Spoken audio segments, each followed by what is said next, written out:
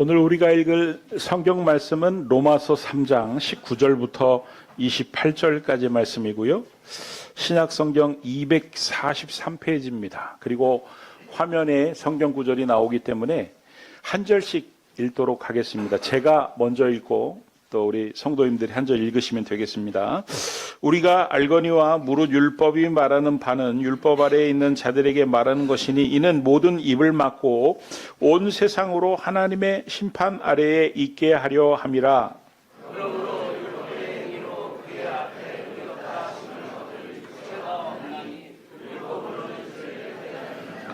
이제는 율법 외에 하나님의 한 의가 나타났으니 율법과 선지자들에게 증거를 받은 것이라.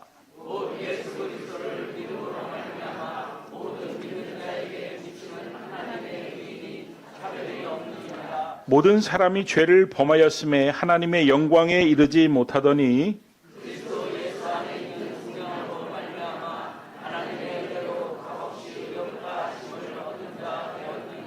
이 예수를 하나님의 그의 피로써 믿음으로 말미암는 화목제물로 세우셨으니 이는 하나님께서 길이 참으시는 중에 전에 지은 죄를 간과하심으로 자기의 의로우심을 나타내려 하심이니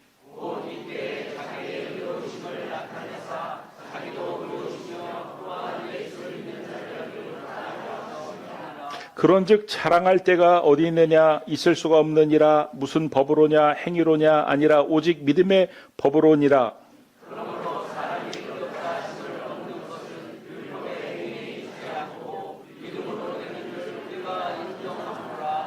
아멘.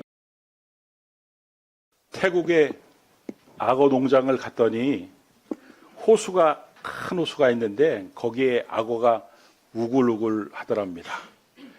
관광객들이 몰려들어가지고 그 악어를 구경하는데 갑자기 악어 주인이 이 호수에 뛰어들어가지고 저 반대 건너편까지 헤엄쳐서 성공하시는 분은 10만 달러를 드리겠습니다. 아무도 안 뛰어들어가죠. 근데 어떤 남자가 풍덩 뛰어들더니 막 헤엄쳐서 그야말로 아주 그냥 아슬아슬하게 반대 건너편으로 갔습니다. 막 사람들이 막 박수를 치고 환호를 하는데 이 사람이 막 성질을 막 내면서 자기 아내를 가리키면서 손가락질을 하면서 저 마누라가 나를 등 떠밀었다고. 여러분, 성공하는 사람 뒤에는 등 떠민 사람이 있다는 겁니다. 오늘 오신 모든 분들을 환영하며 특별히 등 떠밀려 오신 분들을 환영합니다. 우리 옆사람 같이 한번 인사하기 원합니다. 성공하셨습니다. 축하드립니다.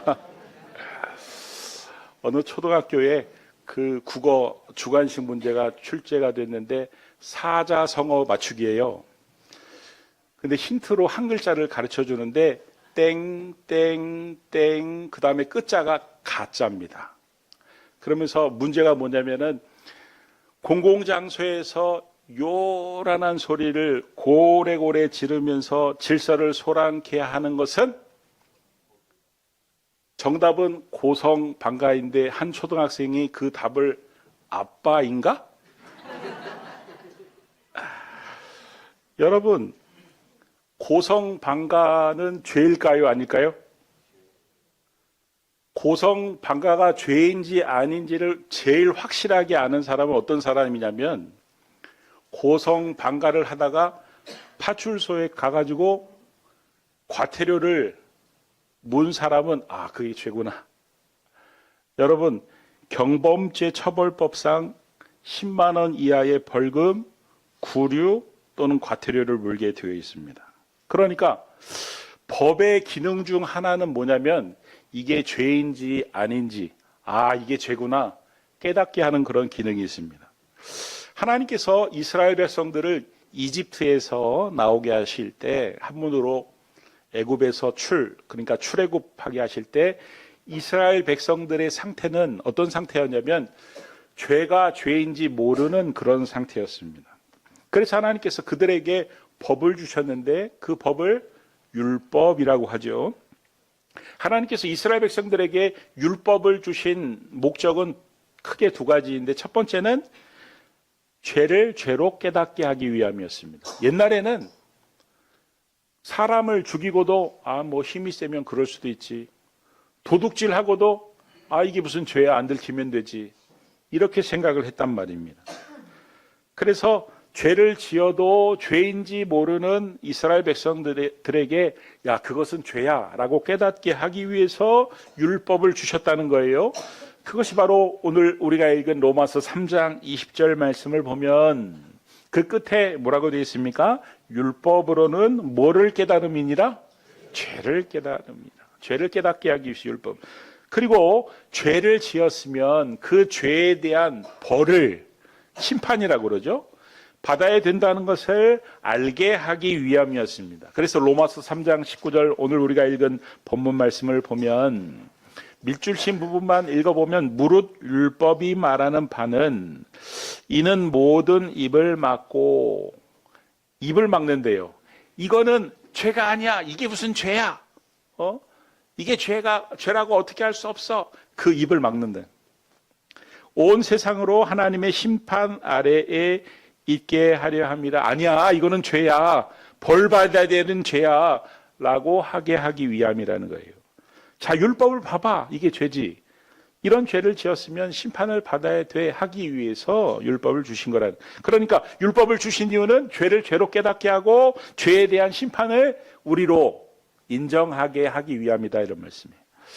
여러분, 미국의 뉴욕이라는 도시, 프랑스의 파리라는 도시는 우리의 생각 속에 참 세련되고 선진화된 그런 도시 같지만 사실은 그곳에 가면은 화장실이 변변치 않기 때문에 곳곳에서 소변을 봐서 지린내가 나고, 또 지하철을 타도 마찬가지고, 심지어는 쥐떼가 들끓는다는 거예요.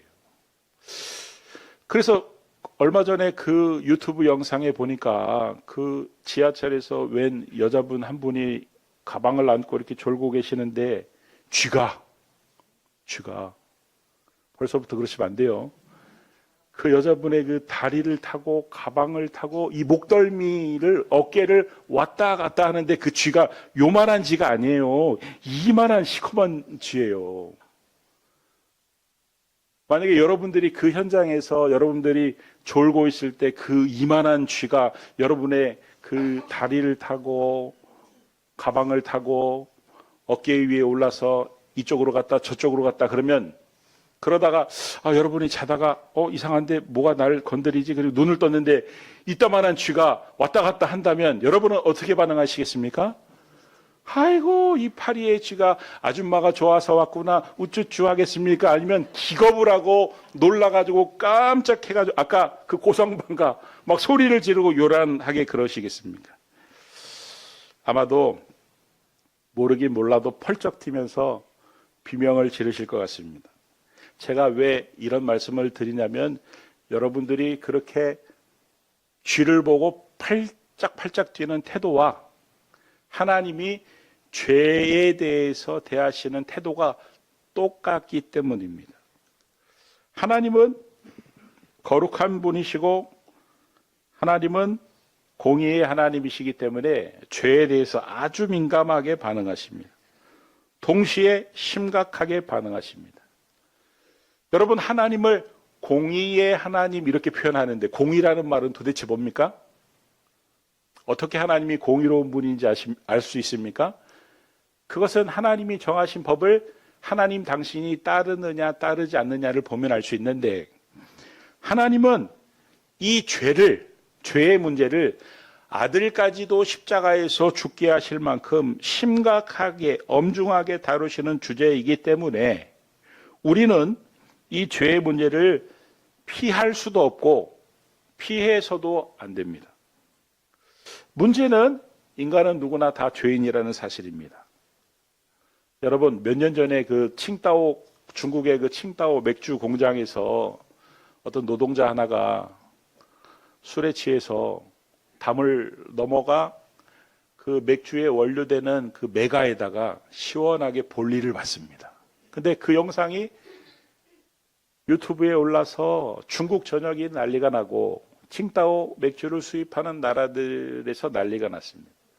그때 여러분, 그 칭따오 회사에서, 맥주 회사에서 어떻게 조치를 취했는지 아십니까? 제3공장 전체를 다 폐쇄했습니다. 아니, 그 호수에다가 오줌 한 바구를 쌌다고 호수물을 다 버려? 아니, 그 메가드를 다 버려? 여러분 같으면은 김치찌개를 한 솥 끓였는데, 아니, 거기에, 죄송합니다, 똥물 한 방울이 튀겼다. 그러면은 버리겠습니까? 아깝다고 먹겠습니까? 제가 무슨 말씀을 드리냐면은, 나는 지금까지 죄를 지은 적이 거의 한두 번밖에 없다. 그래도 죄인이다. 이런 말씀이에요. 우리 중에 어떤 분들은 나는 죄인이 아니라 착각하시는 분들이 있습니다. 그런 분들일수록 착하게 사신 분들이고 도덕적으로 반듯한 분이시고 주변에 있는 사람들에게 호인 소리 듣는 분이시고 아이고 저 사람은 법 없이도 살 사람이야 이런 소리를 듣는 사람들은 자기는 심각한 죄인이 아니다라는 착각을 하는데, 그러나 그것은 인간의 기준으로 봐서 그렇지 하나님이 보시는 기준으로 보면은 다 죄다, 죄인이다. 이러면 여러분, 기독교에서 말하는 죄의 기준은 일반 사회에서 말하는 죄의 기준보다 훨씬 더 엄격합니다. 여러분, 사회에서의 죄는 드러난 것만 죄로 인정합니다. 증거가 있는 것만 죄로 인정합니다. 그러나 기독교에서 말하는 죄는 드러난 것만이 아니라 마음속으로 짓는 죄도 죄라고 말합니다. 사람이 사람을 죽이도록 미워한다. 성경에는 살인죄라고 말하고 있습니다. 남의 것을 훔쳐서라도 갖고 싶다. 그렇게 마음을 품는 것도 도둑질이라고 말합니다.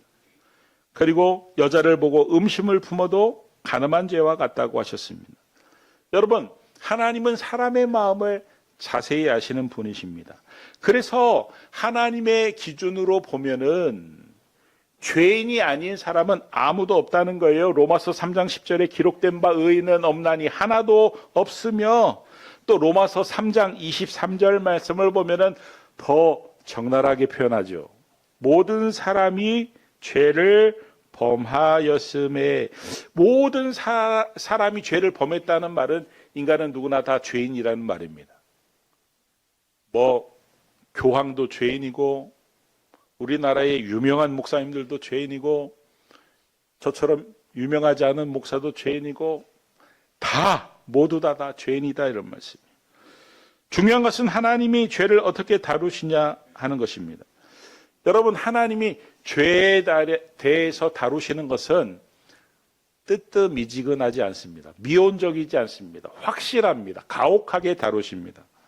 성경에 죄를 지은 사람들을 하나님이 가혹하게 다루시는 장면이 어디에 제일 묘사가 잘 되어 있냐면 이사야서 1장 6절에 제일 잘 되어 있습니다. 죄를 지은 사람을 메타작이라고 그러죠.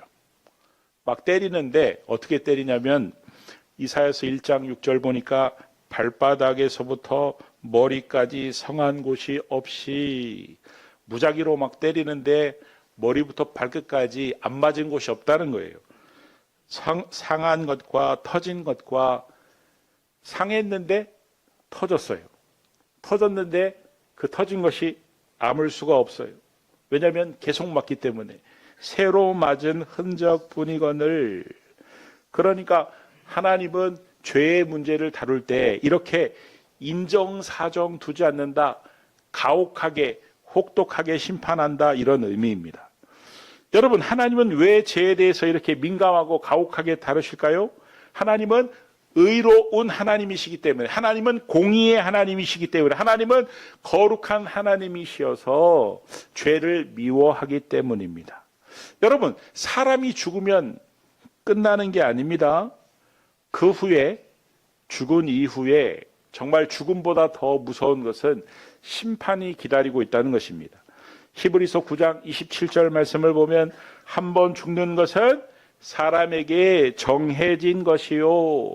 누구나 다 한 번 태어나면 죽게 되어 있다, 이러면 그 후에는, 죽음 이후에는 뭐가 있냐면 심판이 있으리니 죽음으로 끝이 아니다, 이런 말씀입니다. 이 땅에서 산 죄에 대해서, 지었던 죄에 대해서 대가를 치러야 한다. 죄를 지었으면 벌을 받아야 된다. 더 쉽게 말하면 지옥 가야 된다.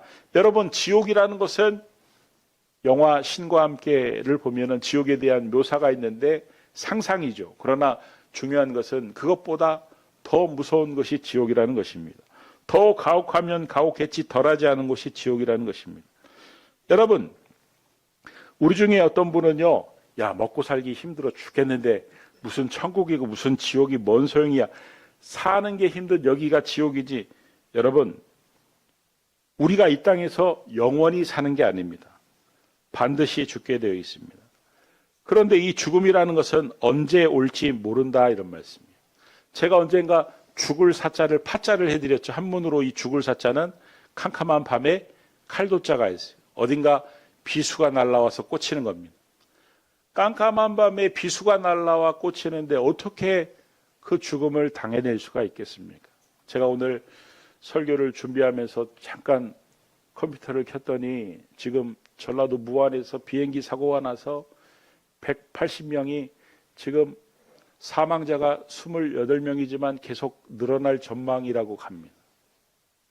그래서 항공기 사고 원인이 지금 뭔가를 보니까 전문가들이 버드 스트라이크, 새와 아마 충돌을 해서 이 랜딩 기어가 열리지 않아서 착륙을 하다 보니까 이탈을 해가지고 사고가 난 것 같다. 이렇게 지금 보도를 하고 있더라고요. 여러분, 죽음은 이렇게 갑자기 찾아오는 것입니다. 얼마나 유족들의 마음이 그야말로 노심초사, 그야말로 지옥일까요? 그러므로 이 죽음의 문제를, 죽음 이후의 문제를 대비하는 것은 절대로 미루면 안 되는 일이다 이런 말씀이에요. 우리 중에 어떤 분은 지옥이 어디 있어? 천국이 어디 있어? 보여줘봐 내가 믿을게. 여러분, 천국과 지옥은요, 아무리 하나님이 우리에게 알려주셔도 우리 인간의 지금 현재의 이성으로는 이해할 수가 없습니다. 한번 들어보십시오. 엄마 뱃속에 임신을 해가지고 애가 있는데 그 임신한 뱃속의 아이에게 얘야, 너는 그 엄마 뱃속에 있어서 모르지만 이런 세상이 있어. 공기도 있고 산도 있고 새도 있고 바다도 있고 사람들도 막 있어. 이렇게 설명을 아무리 쉽게 얘기를 해봐야 아이가 알아들을 수 있느냐 이런 말씀이에요. 아이는 엄마 뱃속에서 10개월밖에 안 있어요. 그런데 얘야, 10개월이 끝이 아니야. 네가 엄마 뱃속에서 나오면은 10년, 20년, 30년, 40년, 50년, 80년, 90년, 100년까지 사는 사람도 있어. 10개월이 전부가 아니야. 얘기를 해봐야 아이가 알아듣느냐 이런 말씀. 못 알아듣는다 이런 말씀. 우리가 죽음 이후에 우리를 기다리는 세월이 영원이라는 시간이 있는데 하나님이 알려주셔봐야 현재 우리 인간의 이성으로는 알 수가 없다. 그거를 보여달라고요? 그거를 증명해 달라고요? 뱃속에 있는 아이에게 이런 세상이 있다는 걸 어떻게 증명해 줍니까? 그러니까 이 천지 만물을 만드시고 인간을 만드신 하나님의 말씀을 믿어야지. 믿어지지도 않는 내 이성으로 보여주면 믿겠다? 증명해주면 믿겠다? 하면 안 된다 이런 말씀이에요. 천지 만물을 창조하신 하나님께서 천국이 있다고, 지옥이 있다고, 죽음이 있다고, 심판이 있다고 말씀하시면 믿어야 된다 이런 말씀이에요. 여러분, 사람이 죽음을 피할 수는 없습니다. 그러나 지옥은 피할 수 있습니다. 왜냐하면 하나님께서 그 지옥에 가지 않을 수 있는 방법, 천국에 갈 수 있는 방법을 마련해 주셨기 때문입니다. 여러분, 한번 들어보세요. 하나님이 세상을 이처럼 사랑하사. 하나님이 저와 여러분들을 사랑하세요. 얼마나 사랑하시는지요? 그야말로 우리를 자녀로 삼아주실 정도로 우리를 사랑하십니다. 그래서 사랑하는 우리를 죄에 대해서, 심판에 대해서 해결할 방법을 마련해 주셨는데 그게 뭐냐면 독생자를 주셨으니 하나님의 하나밖에 없는 아들을, 예수를 죄에 대해서, 심판에 대해서 그 대가로 대신 내어주셨다, 이런 말씀이에요. 그래가지고 죄를 지은 인간을 가혹하게 막 그 죄에 대한 심판으로 막 두들겨 팼는데, 그 얼굴을 딱 보니까 죄를 지은 사람이 아니라 예수님이셨다, 이런 말씀이에요. 즉 심판을 받아야 될 인간을 대신해서 당신의 아들이 십자가에서 못 박혀 창에 찔려 물과 피를 쏟으며 대신 죽게 하셨는데, 왜 죽게 하셨냐면 이사야서 53장 5절 말씀을 보면 그가, 여기서 말하는 그는 예수님입니다. 그가 찔림은 우리의 허물 때문이요 그가 상함은 우리의 죄악 때문이라. 우리가 여기서 주목해야 될 표현은 때문에라는 단어입니다. 때문에라는 표현입니다. 우리의 허물 때문에, 우리의 죄악 때문에 내가 치러야 할, 내가 당해야 할, 내가 지불해야 될 죄의 대가를 예수님이 십자가에서 나를 위해서 죽어주심으로 치불하셨다, 이런 말씀이에요. 그래서 어떤 일이 벌어졌냐면 로마서 3장 24절 25절 오늘 본문 말씀을 보면은 그리스도 예수 안에 있는 첫 번째는 속량입니다. 속량이라는 일이 벌어집니다. 속량은 뭐냐면요, 쉽게 말하면은 대신 갚아주는 걸 말합니다. 그러니까 어떤 사람이 노예로 붙잡혀 왔는데 일평생 노예로 살아야 되는데 옆에 있는 사람이 그 돈을 대신 내주고 자유롭게 풀어주는 것을 속량이라고 합니다.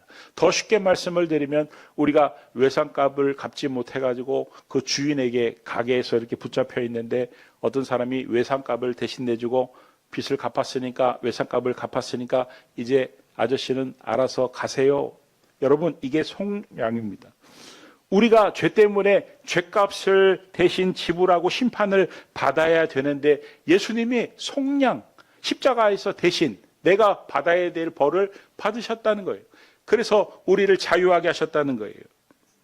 그래서 뭐라고 되어 있습니까? 속량으로 말미암아 의롭다 하심을 얻은, 이렇게 되어 있습니다. 우리에게 어떤 일이 벌어졌냐면 예수님으로 인해서 의롭다 하심을 얻게 되었습니다.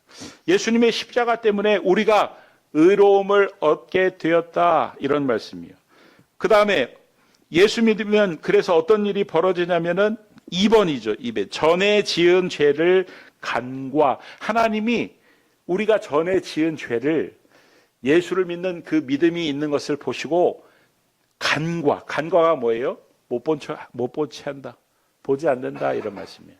그러니까 우리가 예수를 믿으면 우리의 죄를 보시는 것이 아니라 우리가 예수를 믿는지 안 믿는지 그 믿음만 보신다. 우리에게 예수를 믿는 믿음이 있으면 전에 지은 죄는 간과 보지 않으신다. 여러분, 그래서 이것이 바로 복된 소식, 한문으로 두 글자로 표현하면 복음이라고 말하는 것입니다. 근데 우리 중에 이런 분들이 꼭 있어요. 신앙생활을 하면서도 여전히 잘 안 되는 분들이 어떤 게 있냐면, 아닌데 내 죄는 아무에게도 용서를 받을 수가 없는데, 다른 사람은 다 용서받아도 내 죄는 용서받지 못할 텐데. 여러분, 이런 분들이 계십니다. 이런 분들은요, 예수님이 십자가에서 죽어주신 것만으로는 부족하다고 생각하는 것과 똑같습니다. 여러분, 십자가는 완벽합니다. 십자가는 충분합니다. 십자가는 완전합니다. 우리의 죄에 대한 대가를 주님은 십자가에서 완벽하게 치르셨습니다. 주님이 십자가에 달려 돌아가시면서 뭐라고 말씀하셨습니까? 테텔라스타이, 다 이루었다, 이렇게 말씀하셨어요. 다 이루었다의 헬라어의 원뜻은 외상값 다 갚았다, 이런 뜻이. 우리의 죄에 대한 모든 빚을, 우리가 지불해야 될 모든 죄에 대한 그 빚을 주님이 다 갚았다. 완전하게 갚았다. 그러므로 예수님으로 인해서 우리의 죄사함은 완벽하게 이루어졌다, 이런 말씀이에요. 그러므로 더 이상 우리는 죄로 인해서 고민할 필요가 없고, 과거에 어떠한 죄와 행위로 어떠하든지 앞으로 우리의 행위가 어떠하든지 그 일로 인해서 심판을 받거나 지옥에 갈 일이 없다, 이런 말씀이에요. 여러분, 왜 병원에서 의사가 환자한테 병에 대해서, 당신이 지금 걸릴지도 모르는 그 병에 대해서 왜 의사가 환자한테 심각하게 얘기를 하는 겁니까? 그 병이 왜 무서운지를 왜 알려주는 겁니까? 그 이유가 뭡니까? 병에 걸리라고? 그렇게 병이 심각한 거를 알려주는 겁니까? 그 병 때문에 고통 좀 받아보라고 의사가 알려주는 겁니까? 아니죠? 그 병의 무서움을 알고 병에 걸리지 말고, 만약에 병에 걸렸다면 빨리 치료받으라고 의사가 알려주는 것입니다. 마찬가지입니다. 성경에서 죄에 대해서, 심판에 대해서, 지옥에 대해서 왜 언급을 하냐면 우리에게 겁을 주고 고통을 주기 위함이 아닙니다. 반대입니다. 빨리 병 치료받아가지고 건강해져야 된다고 의사가 말을 하는 것처럼 복음을 받아들이고 죄의 문제를 해결하고 지옥 가지 말고 천국에 가라고 그렇게 알려주시는 것입니다. 요한복음 3장 16절 말씀에 하나님이 세상을 이처럼 사랑하사 독생자를 주셨으니 이는 그를 믿는 자마다 멸망하지 않고 영생을 얻게 하려 하심이라. 여러분, 한 사람이라도 더 구원하시기 위해서입니다. 한 사람이라도 더 천국 가게 하시기 위함이다. 여러분, 세상 나라는 이민을 받을 때 조건들을 걸어서 제한을 합니다. 그래서 우리나라 사람들이 미국으로 이민 가는 게 쉽지 않습니다. 동남아 사람들이 우리나라에 이민 오는 거는 더 쉽지가 않습니다. 제한을 하기 때문에 그렇습니다. 그러나 하나님 나라, 천국은 한 사람이라도 더 어떻게든 하나님이 오게 하시려고 합니다. 그게 어디에 나와 있습니까? 예수님이 하셨던 그 비유 중에서 어떤 나라의 임금이 잔치를 벌여놓고 사람들을 초청합니다. 그랬더니 그 초청을 하러 간 그 사람들이 오지를 않습니다. 그래서 임금이 물어봅니다. 왜 안 온대? 그랬더니 그 사람 장가 가서요 못 온대요.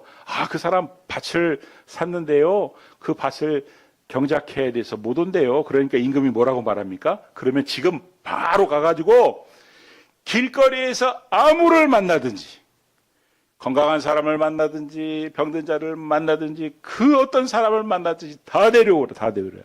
여러분, 그 나라가 하나님 나라예요. 하나님이 우리에게 겁을 주시기 위함이 아니라 단 한 사람의 영혼이라도 구원하시기 원하는 것이 바로 하나님 나라다, 이런 말씀입니다. 여러분, 우리 중에 어떤 분은요, 신앙생활도 안 하면서 교회도 안 다니면서 나는 그래도 내가 교회는 안 다니지만 예수 믿어. 나는 교회는 안 다니지만 다 알아. 이런 태도로 일관하시는 분들이 계십니다.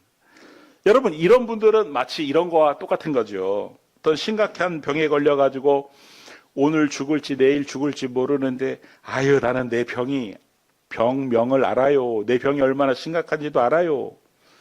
병원 가면 좋겠죠. 병원 가면 치료 받겠죠. 그런데 정작 병원을 안 가고 의사도 안 만나고 치료를 안 받는 분과 똑같은 것입니다.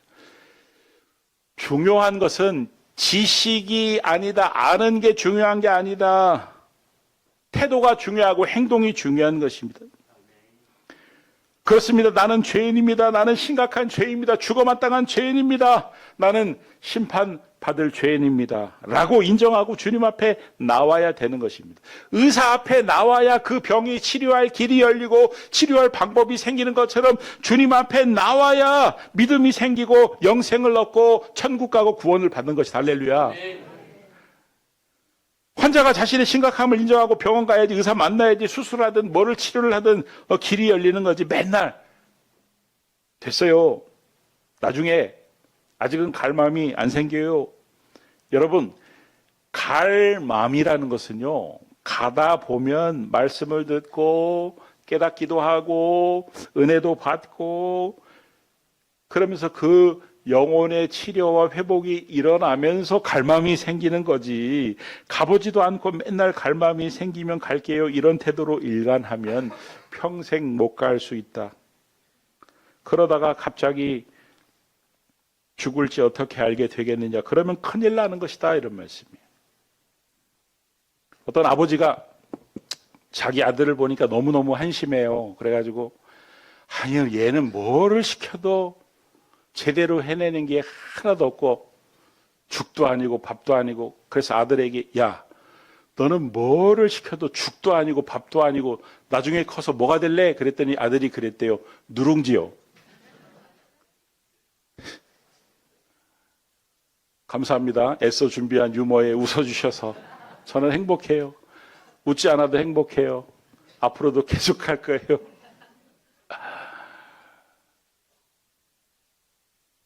죽도 아니고 인생이 밥도 아니고 대충 누룽지 만들고 살면 안 된다, 이런 말씀.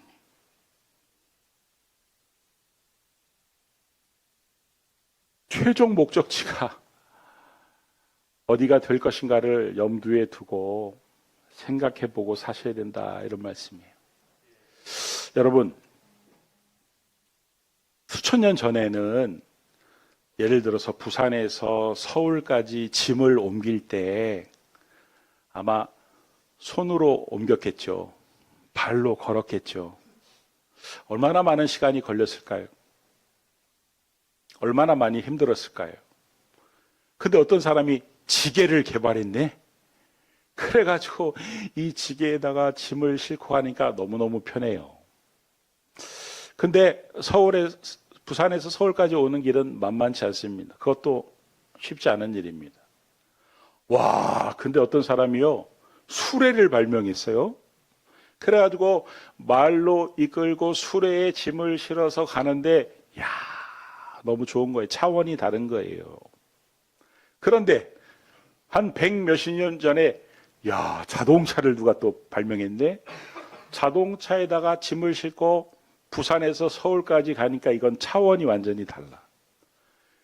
야, 그런데 이제 비행기를 누가 또 발명했네? 비행기를 발명해서 비행기에다가 짐을 싣고 부산에서 서울 가니까요, 이거는 완전히 차원이 달라. 여러분, 제가 왜 이런 말씀을 드리냐면요, 예수를 믿고 안 믿고는 차원이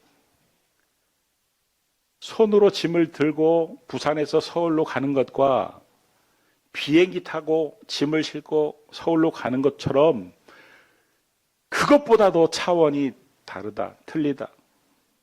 여러분, 예수님의 사랑이 가슴으로 깨달아지면 얼마나 행복한지 몰라요. 아마 우리 가운데 어떤 분들은 그 사랑을, 그 은혜를 가슴으로 깨닫고 많이 우셨을 거예요. 적어도 제가 보기에 한 30% 이상은 그 은혜를 제대로 안다고 말씀을 드릴 수 있습니다. 여러분, 예수 믿으면 행복해요. 나 같은 죄인이 뭐라고 나를 위해서 목숨을 바쳐 사랑하시는 그 은혜를 경험하면요, 내가 지금 물질이 좀 없을지라도, 몸이 좀 불편할지라도 너무너무 행복. 나를 사랑하시는 주님이 있다는 사실이 얼마나 감사하지, 얼마나 감사해요. 여러분, 하나님은 여러분들을 사랑하십니다. 적당히 사랑하는 게 아니라 목숨을 다해 사랑하십니다. 그 증거가 뭐예요? 십자가예요. 당신의 아들보다도 우리를 더 사랑하십니다. 그 증거가 뭐예요? 십자가입니다. 우리가 진심으로 행복하기를 바라시고 영생 얻기를 바라시고 천국 가기를 바라시고 내가 너를 만족시켜 줄 수 있다 말씀하시고 수고하고 목마른 자들아 다 내게 오라고 말씀하시고, 여러분, 이것이 오늘 우리가 붙들어야 될 인생의 핵심이다, 이런 말씀이에요. 여러분, 구원을 받는 것보다, 천국에 가는 것보다, 영생을 얻는 것보다 중요한 것은 아무것도 없습니다. 천국 가는 것이 인생의 핵심입니다. 죽음 이후에 죄의 문제를 해결하는 것만큼 인생의 핵심이 없습니다. 그것을 정면으로 부딪혀서 해결을 해야지, 자꾸 회피만 해서는 안 될 일이고 나중에 기회가 되면 갈망이 생기면 하면서 자꾸 미루면 안 되는 일이다, 이런 말씀. 어떤 분에게는 지금 이 기회가 마지막 기회일 수도 있습니다. 구원을 얻을 수 있는, 천국에 갈 수 있는 마지막 기회. 그러니 지금 결단해야 된다. 지금부터 신앙생활 해야 된다. 지금부터 교회 나오셔야 된다. 지금부터 예수 믿고 천국 갈 수 있게 되기를, 영생을 얻을 수 있게 되기를 그리스도 예수의 이름으로 축원합니다.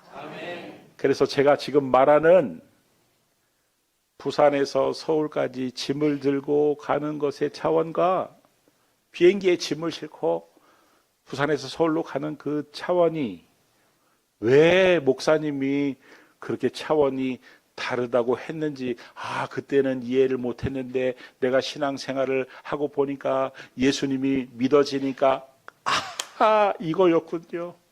하나님 감사합니다. 이렇게 살아서도 행복하고 죽어서도 행복한 차원이 다른 행복을 소유하고 누리며 살아갈 수 있기를 그리스도 예수의 이름으로 축원합니다. 기도하겠습니다. 하나님, 예수 믿게 하여 주시옵소서. 하나님, 예수 더 잘 믿게 하여 주시옵소서. 예수님의 이름으로 기도드립니다. 아멘.